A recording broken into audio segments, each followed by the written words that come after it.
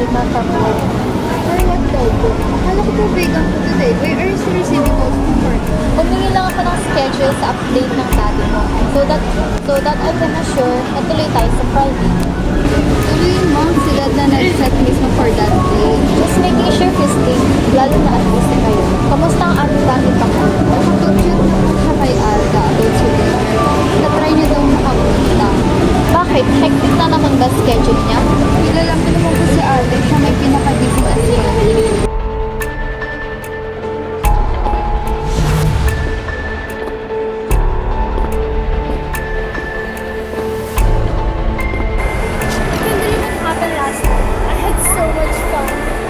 Oo nga eh. Ang saya-saya.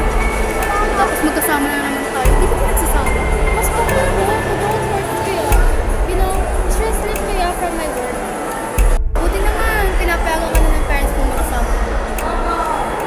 Actually, hindi nila alam. You're all busy and they think also I'm busy. Sabi ka naman kasi, di ba? Just hang with us. So, next week Friday. Next week Friday, I have dinner together with my family. I need to be there. It has to do with my dad's company. How about on Saturday?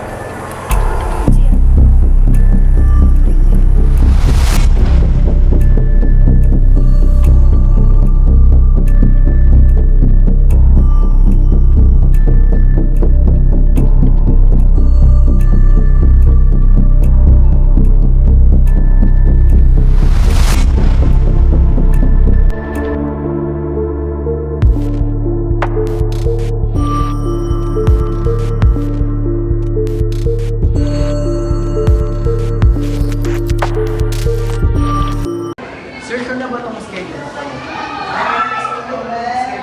Yes, Mike. Dahil sa mga pala i-take up for this upcoming Friday. Bakit tigala tayo? Kasama ka ba? I have an important matter to discuss with my family patungkol sa ating company. Kasama ako. Pamilya ko ba? Joke lang naman, sir. May meeting ka nga pala sa 6 more. Okay. Ilagay mo itong files sa may desktop sa office. Hello, Ada. Are you available on Friday? Magkakaroon kasi tayo ng family dinner.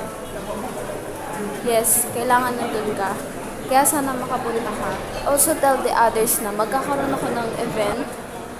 Kaya baka malate ako, okay? Okay, thank you. Girl, kamusta ka na? Oh, bakit ka pinakabahan?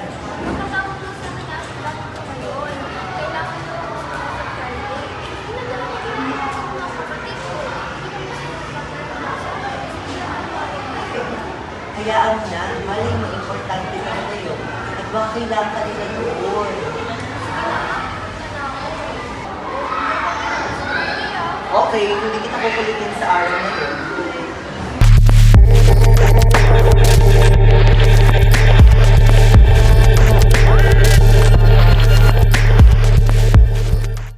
Bakit tayo pa lang? Where's my eldest? Pakicall naman si Daddy na siya makontak. Alam ko po may na-asikaso sa event ka. So that, what traffic did you got? Tungkol ito sa company natin ngayon. Pag-uusapan natin kung sino ba ang karapat-dapat sa inyo maging manager ng buong company. Oh really? That's probably Ate Daddy. She's good at stuff.